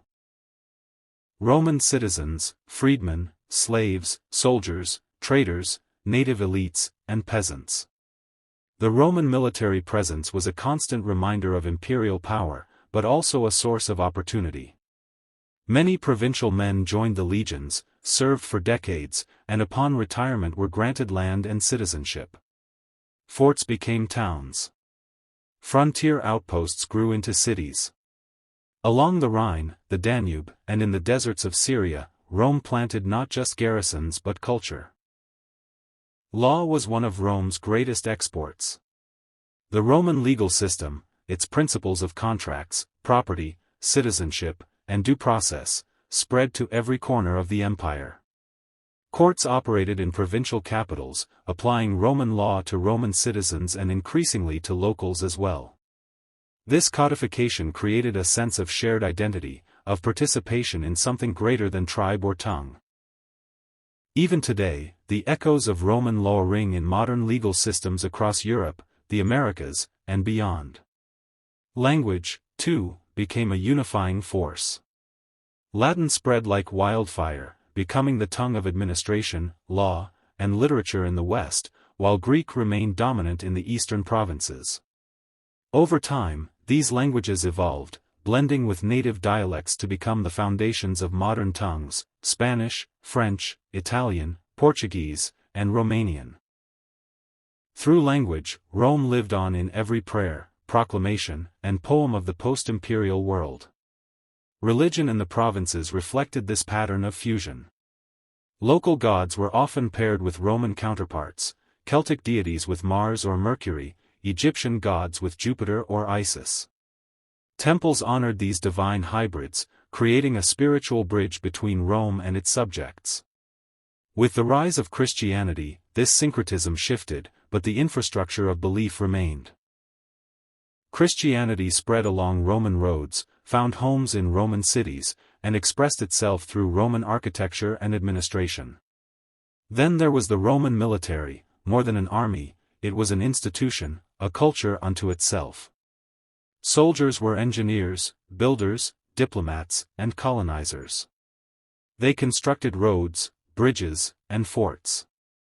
They enforced laws and collected taxes. They intermarried with locals and founded communities. A legion was a self-contained society with its own hierarchy, traditions, and rituals. Discipline was legendary. Training was relentless. The loyalty of the legions was both the empire's strength and its vulnerability. Many a general became emperor not through senatorial appointment, but through military acclaim. Finally, we must consider the idea of Roman time. The Romans structured the year with calendars, festivals, and commemorations. They marked their history through consular years, imperial reigns, and grand jubilees. Festivals like Saturnalia, Lupercalia, and Parentalia punctuated the year with joy, remembrance, and renewal. Time in Rome was not abstract, it was measured, sacred, and political. And so, the Roman Empire was not just a dominion of land. It was a dominion of systems, of concepts, of visions. It taught the world how to build, how to rule, how to endure, and, ultimately, how to fall with dignity. Even as barbarians entered its gates, even as emperors vanished into history's shadows, the empire's bones remained, in the streets, in the laws, in the hearts of those who knew they had once been Roman. Religion in Rome. Religion in Rome was never a static force, it was dynamic, malleable, and intimately tied to the state's identity and destiny. In the early days of the Republic, religion served as a contract between the Romans and their pantheon of gods. The Roman mos maiorum, the way of the ancestors, was rooted in a deep respect for tradition, ritual, and divine order. Every home had its household gods, the Lares and Penates, who guarded the hearth and storeroom, while public life was governed by more grand and celestial deities, Jupiter the king, Mars the war god, Venus the mother of the Roman people. Augurs interpreted omens from the flight of birds. Haruspices read the entrails of sacrificed animals. The pontifices, including the Pontifex Maximus, oversaw sacred rites, calendar observances, and the building of temples. Religion was deeply political. Elections were postponed for unfavorable omens, and victories were celebrated with lavish temple dedications. In a sense, to be Roman was to be religious, and to serve the gods properly was to serve the Republic and Empire itself. As Rome expanded, so too did its pantheon. Gods from conquered lands were not destroyed but welcomed. The Magna Mater from Anatolia, Isis from Egypt, Mithras from Persia, all found homes within the Roman spiritual world. This absorption served both practical and symbolic purposes. It pacified local populations and reaffirmed Rome's claim to universality. Each foreign god, once Romanized, became another thread in the vast spiritual web of empire. The turning point came not with conquest, but with a crucifixion. In a backwater province of Judea, a Jewish preacher named Jesus of Nazareth was executed by Roman authorities under the governorship of Pontius Pilate. His teachings, however, would ignite a movement that defied geography, language, and class. The early Christians were persecuted sporadically, not so much for their beliefs, but for their defiance of Roman religious norms. To refuse to sacrifice to the emperor, to claim allegiance to a king not of this world, was seen as both treason and sacrilege. For nearly 3 centuries, Christians existed on the margins of Roman society, hiding in catacombs, meeting in secret, and writing letters that would become scripture. Martyrdom was both a tragedy and a triumph, as figures like Perpetua, Polycarp, and countless unnamed faithful gave their lives rather than abandon their faith. Yet with every execution, the movement grew. The blood of the martyrs is the seed of the Church, Tertullian famously wrote, and indeed it was. Then came Constantine. A soldier emperor born in the provinces, he fought his way to power in the early 4th century and forever altered Rome's spiritual destiny. At the Battle of the Milvian Bridge in 312 CE, Constantine reportedly saw a vision, in hoc signo vinces, in this sign, you will conquer, a cross of light in the sky. He emerged victorious and, shortly thereafter, issued the Edict of Milan, granting Christianity legal status. No longer a persecuted cult, Christianity began its journey to becoming the religion of the empire. Constantine's reign marked the beginning of a profound transformation. He convened the Council of Nicaea in 325 CE, uniting Christian doctrine under a shared creed. He endowed the Church with wealth, built grand basilicas like the Church of the Holy Sepulchre in Jerusalem, and eventually moved the imperial capital eastward to Byzantium, a city he renamed Constantinople. With this act, Constantine not only altered the religious landscape but shifted the center of Roman gravity eastward, a move that would ensure the empire's continuation for centuries more. In 380 CE, under Emperor Theodosius I, Christianity became the official religion of the Roman Empire. Pagan temples were closed, old rituals outlawed, and the Christian Church began its ascent as the dominant institution of spiritual and moral authority. Yet this was no smooth transition. Vestiges of paganism clung to Roman identity, and many elites remained skeptical of the faith's austere monotheism. Over time, however, bishops became more powerful, doctrine more defined, and the Church more entwined with state governance. Rome had not only converted to Christianity, it had made Christianity Roman. This fusion of faith and empire laid the groundwork for the medieval world. The Bishop of Rome, once a persecuted figure, now claimed primacy as the Pope. The empire's moral authority began to be measured not in the favor of Jupiter, but in the righteousness of Christ. The old pantheon was silent, its temples abandoned or repurposed, as crosses rose where once stood statues of Mars and Mercury. While religion reshaped the empire's soul, daily life gave it texture. Let us now descend into the households of Roman citizens and subjects, from senators in marble villas to peasants in mud-brick dwellings. A Roman domus, or house, was both a residence and a symbol of status. The wealthiest homes featured atriums open to the sky, peristyle gardens, mosaic floors, and frescoed walls. Slaves bustled about their duties, preparing meals, managing supplies, tutoring children. The paterfamilias, or male head of household, held absolute authority over all under his roof, including his wife, children, and slaves. Education was a privilege. Boys of elite families were taught rhetoric, Latin, Greek, arithmetic, and history. A gifted orator could rise high in politics or law. Girls, in contrast, were educated primarily in domestic skills, though exceptions existed, particularly in the imperial family and among philosophical circles.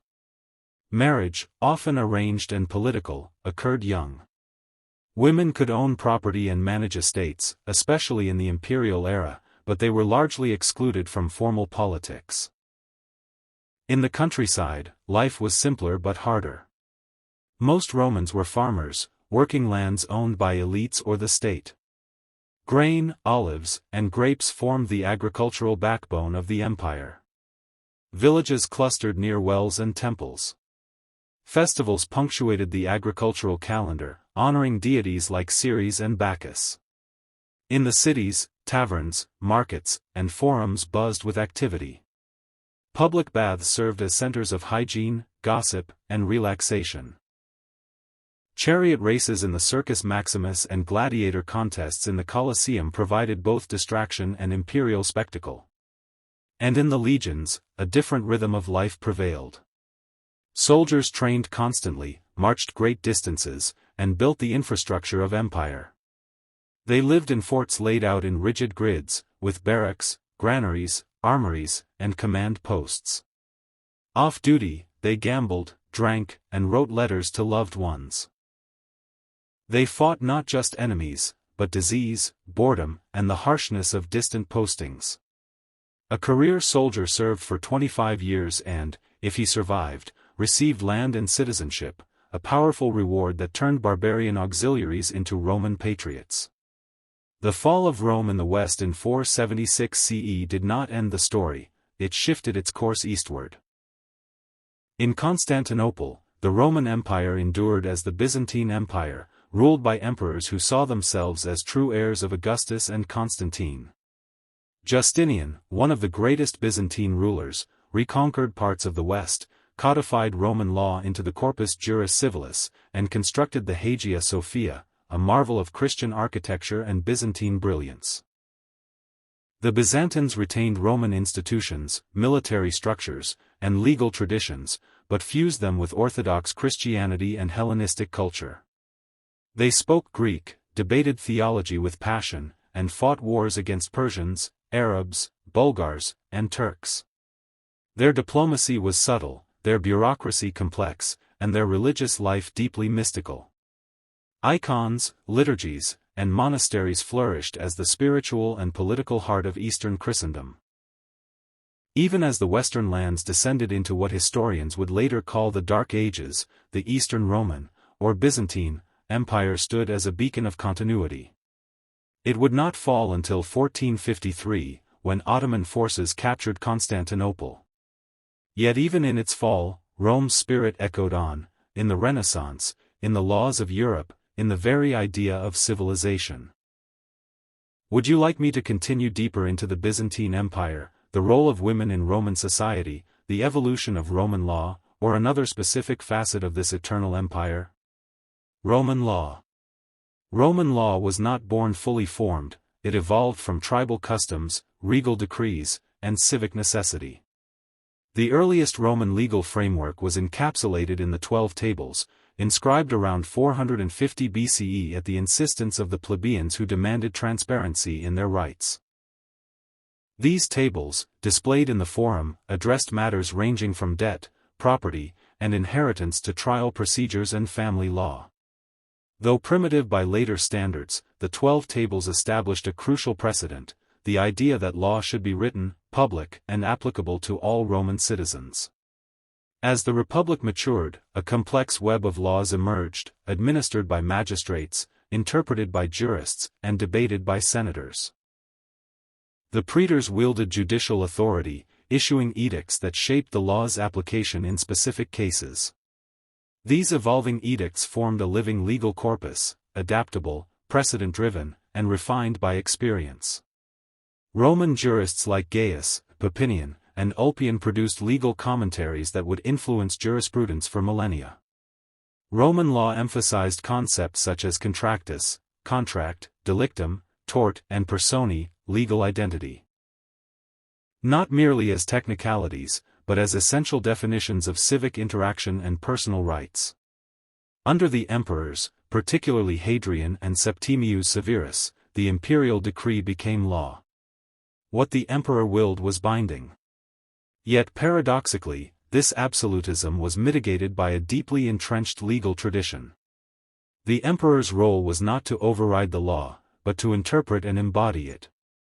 This legal infrastructure reached its apogee under Justinian I, the great Byzantine ruler. In the 6th century CE, he commissioned the compilation of centuries of Roman jurisprudence into the Corpus Juris Civilis, a vast legal digest consisting of the institutes, digest, codex, and novelli. This work would later form the foundation of civil law systems across Europe, echoing in modern codes from France to Germany and beyond. Parallel to this legal legacy was Rome's genius for governance. The Republic had pioneered a system of checks and balances, with consuls, senators, tribunes, and assemblies all playing distinct roles. The consuls held executive power, elected annually and always in pairs to avoid autocracy. The Senate, composed of patrician elders, advised and shaped policy, while the popular assemblies voted on laws and elected officials. It was an imperfect democracy, limited to male citizens and skewed by class, but revolutionary for its time. The concept of a republic, of residential publica, the public matter, laid the ideological groundwork for later republics in Venice, the Netherlands, and the United States. With the rise of the empire, governance became more centralized. Augustus cloaked autocracy in republican forms, holding the titles of princeps, first citizen, and imperator, while controlling the legions and treasury. Successive emperors ruled as absolute monarchs, but many retained the illusion of senatorial participation. Rome's administrative reach extended across vast provinces, each governed by legates or procurators, supported by tax officials, census takers, and military outposts. Roads, aqueducts, and couriers facilitated communication across this sprawling domain. Latin, used in official documents and education, unified the West, while Greek continued to dominate the East. Yet even in its centralized form, the empire relied on cooperation with local elites. Roman citizenship, once a rare privilege, was gradually extended to provincial peoples, culminating in the Edict of Caracalla in 212 CE, which granted citizenship to all free men within the empire. This act blurred the distinction between conqueror and conquered, fostering a sense of shared identity and legal unity across continents. And all of it, the law, the governance, the religion, the social fabric, was housed within the magnificent skeleton of Roman architecture. Nowhere is the genius of Rome more visible and enduring than in its buildings, bridges, and infrastructure. Roman architecture was an art of power, scale, and innovation. It was not content with mere beauty, it demanded utility, durability, and awe. Rome's engineering revolutions began with concrete, or opus caementitium. This humble mixture allowed Roman architects to transcend the limitations of stone and wood, enabling the creation of vast domes, vaults, and arches. The Pantheon in Rome, completed under Emperor Hadrian, is a testament to this mastery. Its dome, spanning over 140 feet and topped with an oculus that opens to the sky, remains the largest unreinforced concrete dome in the world. The structure does not merely impress, it whispers of eternity, of a cosmos ordered by geometry and human reason. Amphitheaters like the Colosseum captured the essence of Rome's social and political theater.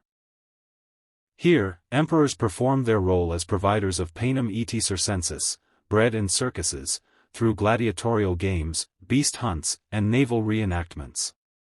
These structures were feats of logistics and spectacle, capable of seating tens of thousands and emptying within minutes thanks to cleverly designed corridors and exits. Aqueducts brought fresh water from distant springs into cities and homes, sustaining urban life on a scale unmatched until modern times. The Pont du Gard in Gaul, the Aqua Claudia in Rome, the aqueducts of Constantinople, all testify to an engineering culture that married form with function. Roman roads, laid with meticulous care and marked by milestones, tied the empire together like arteries, facilitating trade, military movement, and cultural exchange. Temples, forums, basilicas, baths, and villas dotted the imperial landscape. Each structure was a statement of control over nature, space, and time. The triumphal arches, such as those of Titus and Constantine, serve not only to commemorate victory, but to narrate imperial ideology in stone relief. Even Rome's ruins, scattered across Europe, North Africa, and the Middle East, speak with quiet authority of a civilization that believed its legacy would endure as long as the sun crossed the sky. Thus, through law, Rome shaped justice. Through governance, it commanded vast peoples. Through architecture, it expressed its might and memory. These were not accidental achievements, they were the fruit of a civilization obsessed with legacy, structure, and grandeur. The empire may have fallen, but its laws still govern. Its roads still trace the contours of Europe. Its buildings still inspire architects.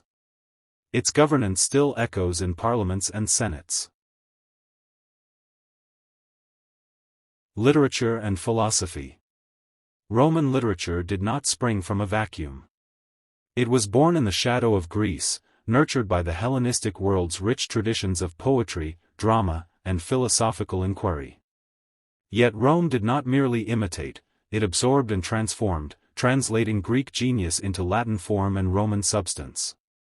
This synthesis produced works of enduring beauty, gravity, and intellectual depth, woven into the empire's identity as firmly as its roads and aqueducts. One of the earliest figures to stand tall in Roman literary history was Plautus, a playwright of the 3rd century BCE. His comedies, heavily inspired by Greek New Comedy, brought laughter to Roman audiences through slapstick humor, mistaken identities, and vivid caricatures. His works, such as the Menaechmi and Amphitryon, are notable not only for their entertainment value but for capturing the everyday language and concerns of Roman citizens. Terence, a playwright of African origin, followed in his footsteps with more refined and morally introspective works, laying the groundwork for later European drama. As Rome expanded, so too did the scope of its literary ambition. The 1st century BCE became a golden age, a time of both political turmoil and literary brilliance. This era gave rise to Cicero, a towering orator, statesman, and philosopher. Cicero's speeches, such as in Catilinum, thundered in the Senate and captivated the Roman public. His philosophical treatises, drawing from Stoicism and the academic tradition, explored the nature of duty, friendship, and the ideal state. To read Cicero is to enter the mind of a man who believed passionately in the Republic, in virtue, and in the power of reasoned discourse. Then came Virgil, the supreme poet of Roman civilization. His Aeneid was not merely a poem. It was a national epic, a divine myth of origins. Commissioned by Augustus himself, the Aeneid traced the journey of the Trojan hero Aeneas from the ruins of Troy to the future site of Rome. Written in majestic hexameter, it mirrored Homer's Iliad and Odyssey, yet imbued with Roman values, duty, sacrifice, order, and empire. The Aeneid was a poetic justification for Rome's global dominion, casting the empire's rise as destiny sanctioned by the gods. Alongside Virgil stood Horace, master of lyric poetry, whose odes offered reflections on love, death, politics, and the fleeting nature of life. Horace's philosophy was one of balance, aurea mediocritas, the golden mean. His urbane tone and philosophical detachment echoed Epicureanism, yet he never shied from praising the emperor or contemplating the duties of a Roman citizen. Ovid, more playful and subversive, enchanted readers with his Metamorphoses, a vast mythological tapestry exploring transformation, in gods, in nature, in human hearts. Yet his irreverent Ars Amatoria, a manual of seduction, displeased Augustus and led to his exile. Ovid's exile, and his mournful Tristia, remind us that even the most celebrated artists could fall afoul of imperial decorum. The imperial age gave birth to another literary flowering. Seneca, the Stoic philosopher and tutor of Nero, wrote powerful essays and tragedies that probed the tensions between moral idealism and political reality. His writings wrestle with mortality, virtue, anger, and the pursuit of inner freedom amidst tyranny. His stoicism was not cold detachment but a call to courage and reason in an unpredictable world. His death, forced to commit suicide by the emperor he once mentored, sealed his status as a philosophical martyr. Tacitus, the great historian of the early empire, composed works that are as chilling as they are brilliant. His annals and histories detail the reigns of emperors from Tiberius to Domitian, laying bare the cruelty, paranoia, and decadence of imperial rule. Tacitus' Latin is terse, epigrammatic, and darkly poetic. He was not merely chronicling events, he was dissecting the soul of power. In his pages, the empire looms not as a glorious machine, but as a place where freedom dies beneath the weight of surveillance, flattery, and fear. Livy, by contrast, offered a more patriotic vision in his monumental history ab Urbe Condita, from the founding of the city. Spanning Rome's earliest days to the reign of Augustus, Livy's work exalted Roman virtue, discipline, and destiny. He believed the past offered moral lessons for the present. His narratives, filled with heroism and tragedy, sought to rekindle the mos maiorum, the ancestral customs that had made Rome great. Amid these giants stood Juvenal, the satirist who wielded his pen like a dagger. His satires mocked the moral corruption of Rome's elites, the pretensions of the nouveau riche, and the hypocrisy of society. Through bitter irony and biting humor, Juvenal gave voice to the frustrations of the common man, echoing concerns that remain strikingly modern. As the empire transitioned into its Christian phase, literature and philosophy followed suit. Saint Augustine, writing in Latin in the 4th and 5th centuries, blended Roman eloquence with Christian theology. His Confessions are among the most intimate autobiographies ever written, a spiritual journey from sin to salvation. His City of God proposed a vision of history divided between the earthly city, doomed to fall, and the heavenly city, eternal and true. Augustine synthesized Plato, Cicero, and Christian doctrine into a worldview that would shape medieval Europe.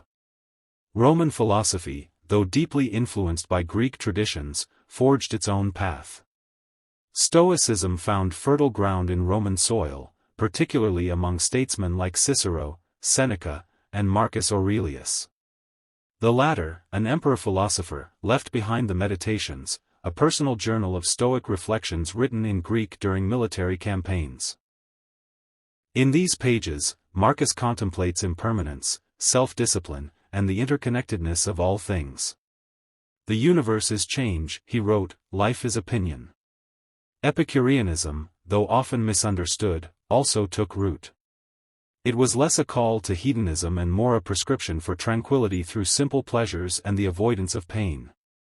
Lucretius, in his epic poem De Rerum Natura, on the nature of things, laid out a materialist philosophy in dazzling verse, explaining atomism, the soul, sensation, and the cosmos. His work bridged science and poetry, and its rediscovery in the Renaissance would ignite a new age of inquiry. Skepticism and eclecticism thrived as well. Roman thinkers were pragmatic, they often mixed philosophical schools to suit their ethical and civic needs. Philosophy was not an abstract pursuit. It was a guide for life, a refuge against chaos, a compass in an empire of shifting fortunes. Thus, Roman literature and philosophy became the voice and conscience of the empire. They preserved the ideals of reason, beauty, and virtue. They offered solace in exile, dignity in defeat, and immortality in words. Their influence seeped into every subsequent age, through medieval scribes, Renaissance scholars, Enlightenment thinkers, and modern democracies. To read them is not merely to know Rome, but to know ourselves. The beating heart of Rome's dominion. The Roman economy was fundamentally agrarian. The vast majority of Romans, citizens, freedmen, and slaves alike, worked the land. Fields of wheat, vineyards heavy with grapes, and olive groves spreading across the hillsides were the lifeblood of the Republic and later the Empire. Italy itself was once the breadbasket, but as the empire grew, provinces like Egypt, North Africa, and Gaul took on a central role in feeding Rome. Egypt, especially, with its rich Nile soil, became the granary of the empire. From Alexandria, great ships laden with grain sailed across the Mediterranean, destined for the mouths of Rome's citizens. The state took an active role in the management and distribution of food. Under emperors like Augustus, the annona system ensured that Rome's urban poor received a regular grain dole, an early form of social welfare that helped maintain stability and quell unrest. Later emperors expanded this to include olive oil, wine, and pork. It was not only a pragmatic policy, it was a political act, a symbol of the emperor's paternal care. Trade thrived across the empire's interconnected regions, unified by a common currency, Latin language, and a network of roads and sea lanes. Roman coins, denarii of silver, aurei of gold, and sestertii of bronze, traveled from Britannia to Arabia. The Roman road system, spanning over 250,000 miles, was a marvel in itself, allowing goods, messages, and armies to move with unprecedented speed. All roads lead to Rome, they said, not merely a metaphor, but a geographical reality. The Mediterranean became a Roman lake, Mare Nostrum, as they called it. Its waters dotted with merchant vessels bearing amphorae of wine from Hispania, garum, a fermented fish sauce, from Carthage, marble from Greece, and silk from as far as China via the distant Silk Road. Rome's ports, Ostia, Puteoli, Alexandria, Carthage, buzzed with commerce. Customs stations monitored goods, taxes were levied, and shipowners became wealthy off the empire's insatiable appetite for luxuries and necessities alike. Labor, however, was not free in the sense modern economies understand. Slavery was a cornerstone of Roman economic life. Enslaved people worked the great latifundia, enormous estates owned by the elite, as laborers, shepherds, or skilled artisans. They toiled in the mines of Spain, in quarries, in domestic households, and even as tutors and scribes. Slavery was not racially based, rather, it was a result of conquest, birth, or debt. In cities, some slaves could earn or buy their freedom and become liberti, freedmen who often remained loyal to their former masters and played vital roles in trade, administration, and crafts. Artisans and craftsmen flourished in urban centers. Blacksmiths, potters, tanners, and weavers worked in guild-like associations. Roman cities hummed with activity, markets, taverns, bathhouses, bakeries. Commerce was regulated by collegia, associations that oversaw prices, weights, and production standards. Though not capitalist in the modern sense, the Roman economy encouraged enterprise and innovation within a framework of law and custom. And it was Roman engineering, perhaps its most enduring legacy, that supported this entire structure. The Romans did not invent concrete, aqueducts, or the arch, but they perfected and deployed them with unmatched ambition. Their concrete, opus caementitium, allowed for the construction of enduring monuments and complex infrastructure. With it, they built roads that endured for millennia, bridges that still stand, and domes that defy time. Aqueducts brought clean water from distant hills into cities, feeding public fountains, baths, latrines, and private homes. The Aqua Claudia, Aqua Appia, and Aqua Virgo were not only feats of hydraulic engineering but also triumphs of urban planning. The baths of Caracalla and Diocletian could host thousands at a time, temples to hygiene and leisure, powered by fire, water, and stone. The Roman sewer system, the Cloaca Maxima, was a marvel of sanitation. Fresh water in, waste water out. The streets were paved, many lined with drains, and milestones marked distances with mathematical precision.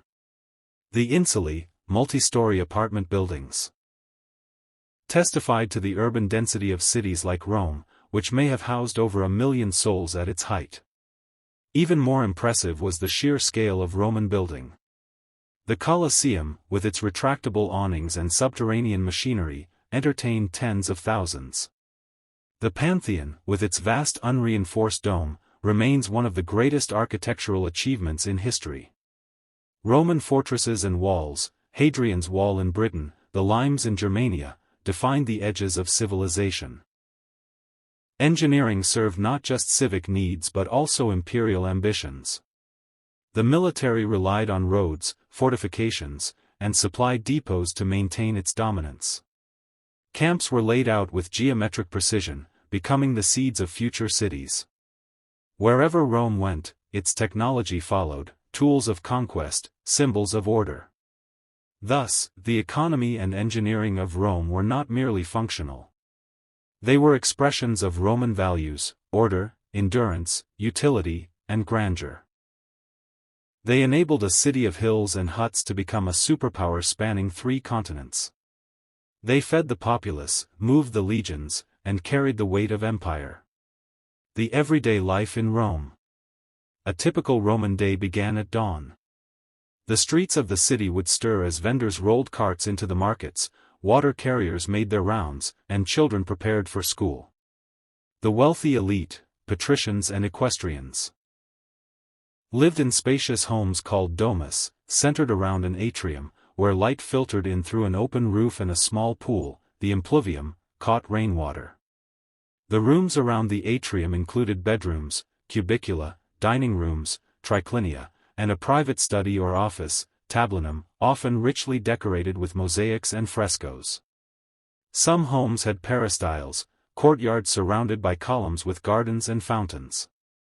In contrast, the majority of Romans, plebeians, freedmen, and laborers, lived in crowded, multi-story apartment buildings called insulae.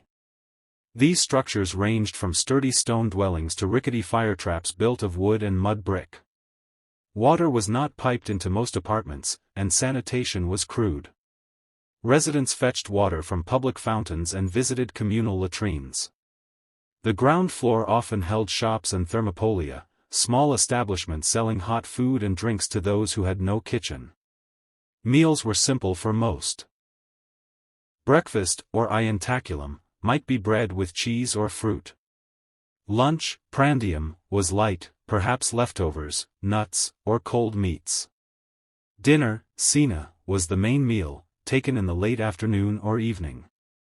The poor dined on grains, legumes, vegetables, and porridge, while the rich indulged in a cuisine of extraordinary variety.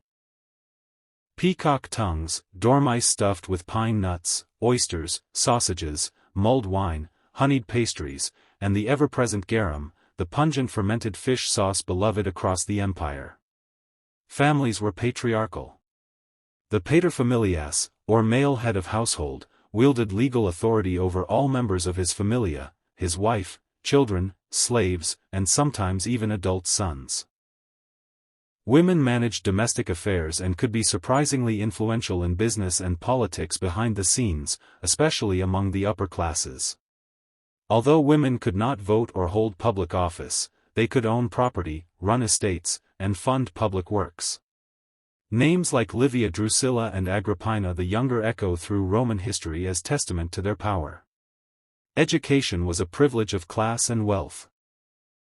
Boys of affluent families studied Latin, Greek, rhetoric, arithmetic, and philosophy under the guidance of tutors, often slaves or freedmen from Greece. Some girls received education too, particularly in households that valued literary culture.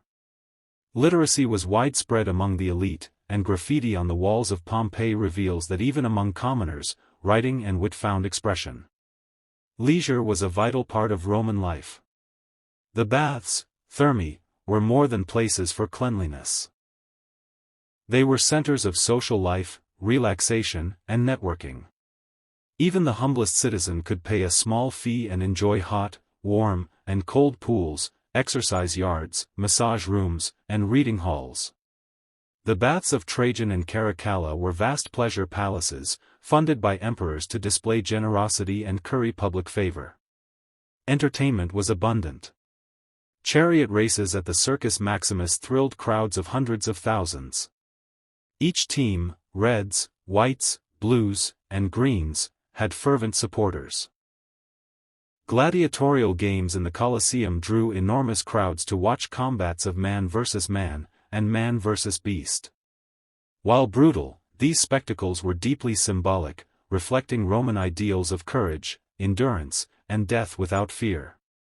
Theater flourished as well, comedies of Plautus and Terence, dramas modeled on Greek tragedies, and mime acts filled the open-air stages.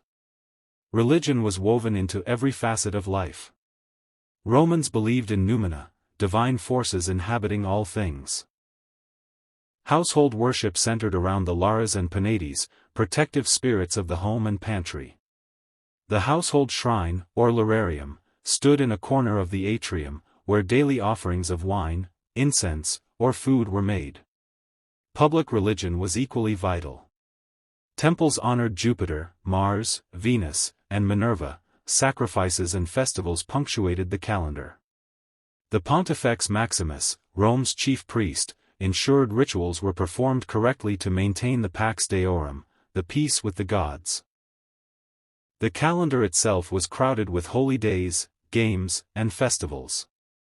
Saturnalia, in December, was a time of revelry, gift-giving, and role reversal, when slaves dined with their masters and merriment ran wild.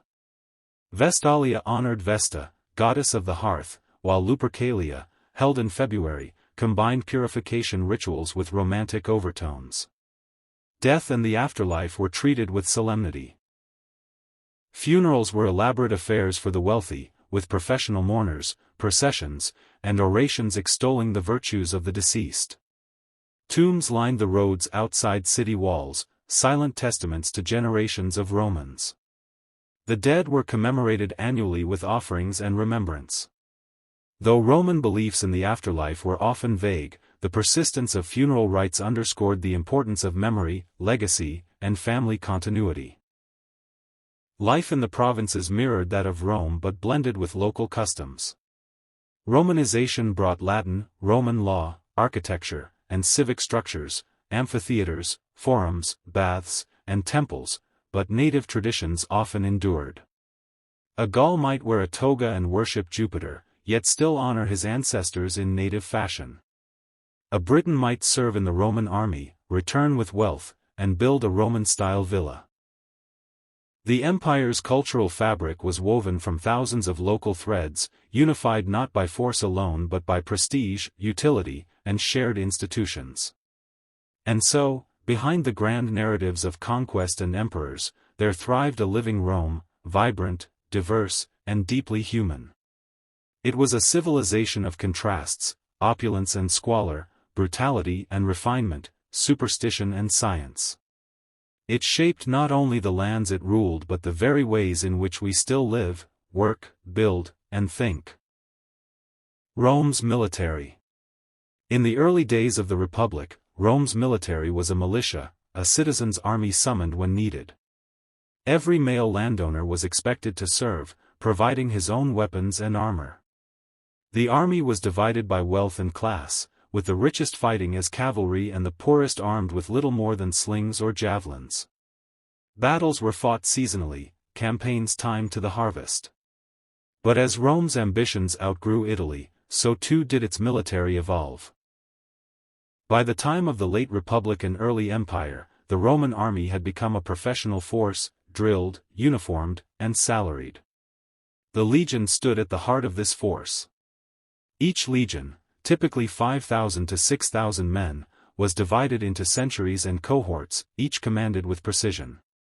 The backbone of the legion was the legionary, a Roman citizen trained for years, equipped with standard weapons, the gladius, a short stabbing sword. The pilum, a heavy throwing spear designed to bend on impact and render enemy shields useless, and the scutum, a large rectangular shield providing both defense and a weapon in close formations. Their discipline was legendary. A Roman legion on the march moved like a machine. Every soldier carried his gear, tools, rations, cooking pots, weapons, on what was called the sarcina, often weighing over 60 pounds.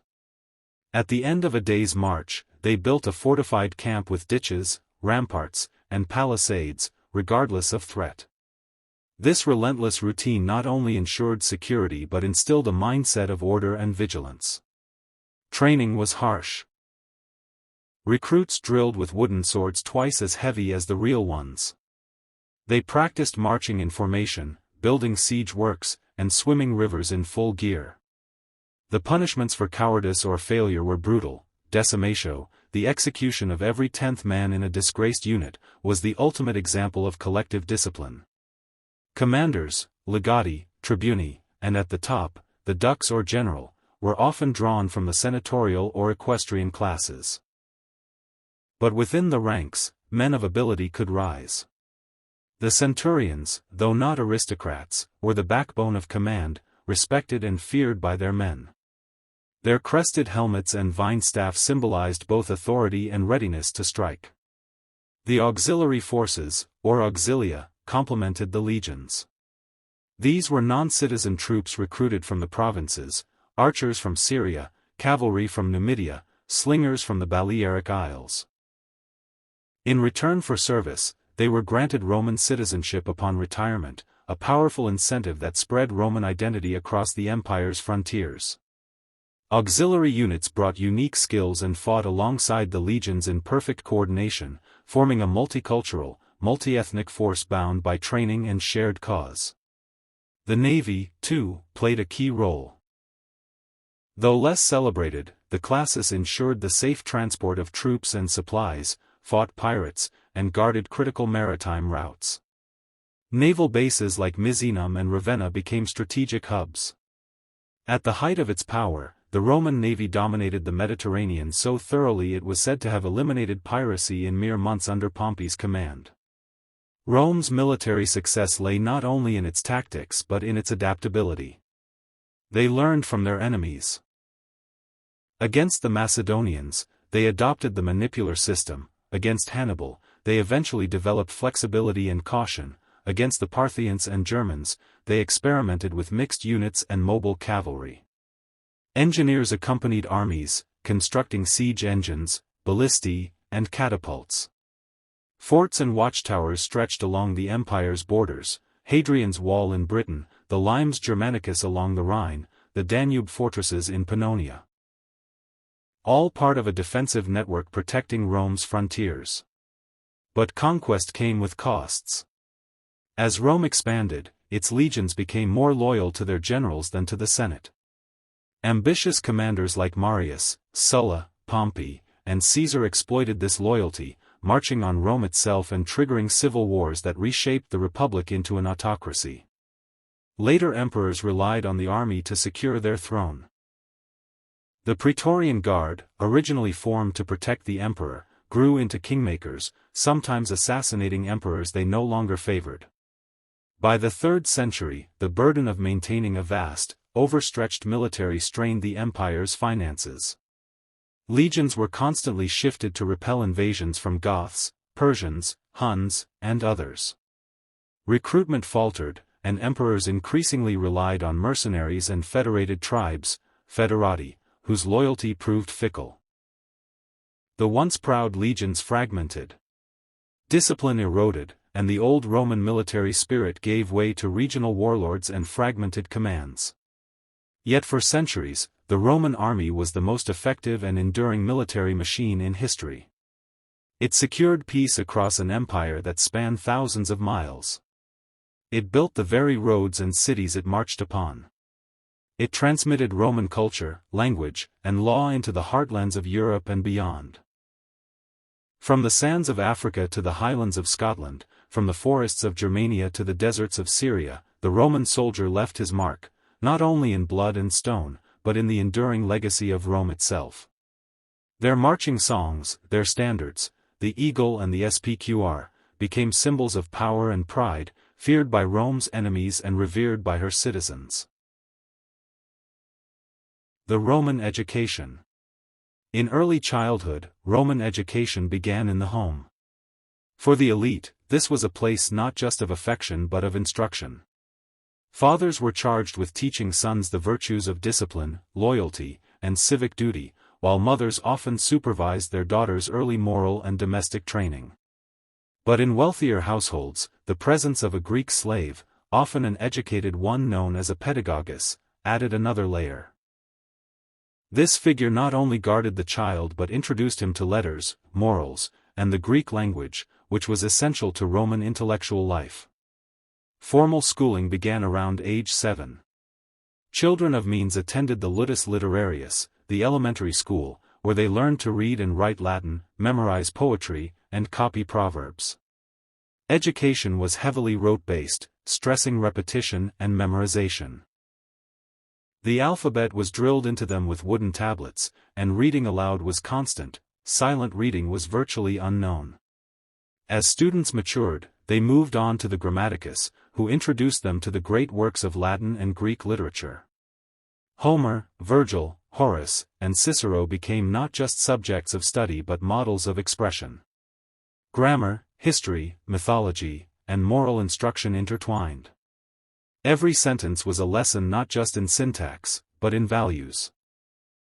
How to think, how to speak, how to behave.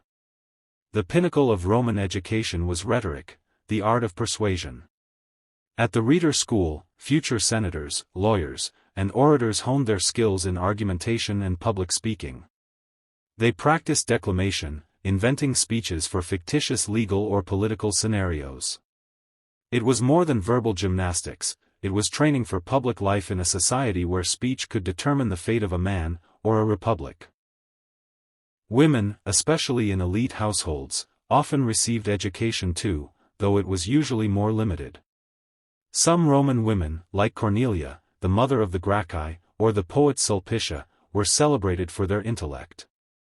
Yet, it was rare for women to pursue advanced rhetoric or philosophy, and their educational paths were typically confined to literature, music, and household management. Roman philosophy, though born from Greek roots, flourished in a uniquely Roman soil. The Romans admired Greek thinkers, Plato, Aristotle, Epicurus, Zeno, and many wealthy citizens prided themselves on philosophical literacy. Yet Roman philosophy was less speculative and more practical, grounded in ethics, duty, and personal conduct. Stoicism found a particularly fertile home in Rome. Imported from Greece, it offered a code of resilience and virtue, preaching that the wise man lives in accordance with nature, unmoved by pain or pleasure, fame or disgrace. It appealed to the Roman ideal of self-mastery. Great statesmen like Cato the Younger and philosophers like Seneca the Younger embodied Stoic principles, living simply, facing death with calm, and seeking wisdom in moderation. Epicureanism, though often misunderstood, also gained adherents. Far from advocating hedonism, It taught that pleasure was the absence of pain and that true happiness came from a life of quietude, friendship, and philosophical contemplation. Lucretius, the Roman poet-philosopher, composed De Rerum Natura, On the Nature of Things, a sweeping work of Epicurean physics, ethics, and cosmology, which stood as a daring challenge to religious orthodoxy and superstitious fear. Cicero, though not a philosopher in the technical Greek sense, was perhaps the most influential intellectual of the Republic. His writings on law, duty, and the state were infused with a mix of Stoicism and Platonism. He believed in a natural law that stood above human law, a moral order that ought to guide political life. His essays, on duties, on the Republic, on the laws, became textbooks for Roman elites and, centuries later, for Enlightenment thinkers. Under the Empire, philosophy became both refuge and resistance. The emperors themselves sometimes embraced it. Marcus Aurelius, the philosopher-emperor, composed his meditations in the Stoic tradition, reflecting on duty, mortality, and the divine order. But for others, philosophy was dangerous. Stoics and other philosophers who defied emperors, particularly under tyrants like Nero or Domitian, were exiled or executed, their commitment to reason and virtue seen as a political threat. Beyond philosophy, Rome hosted a thriving world of science, medicine, and scholarship. Pliny the Elder compiled a vast natural history, collecting knowledge from across the empire on plants, animals, minerals, and geography. Galen, the Greek physician in Roman service, revolutionized medicine through anatomical studies and clinical observation. Roman engineers, pragmatic and bold, designed aqueducts, roads, bridges, and machines that would inspire future generations. Libraries dotted the empire. In Rome, the Palatine and Ulpian libraries offered scrolls in Latin and Greek. In Alexandria, though now part of Rome's realm, the famous library continued as a beacon of ancient learning, even as it faded in influence. Education was not universal. Slaves, the poor, and rural populations were largely excluded, but its influence among the elite shaped the cultural and legal fabric of the empire. Ultimately, Roman intellectual life bridged the pagan and the Christian worlds. As the empire turned to Christianity, philosophical inquiry did not end, it was baptized. Thinkers like Augustine of Hippo fused classical philosophy with Christian theology, preserving and transforming ancient thought into the foundation of medieval learning. The Roman mind, then, was not merely concerned with conquest or law, but with meaning, virtue, and truth. It asked what it meant to live well, to serve the Republic, to face death with honor. And though its libraries have turned to dust, and its schools long since closed, the echoes of its questions, and many of its answers, still speak across the centuries.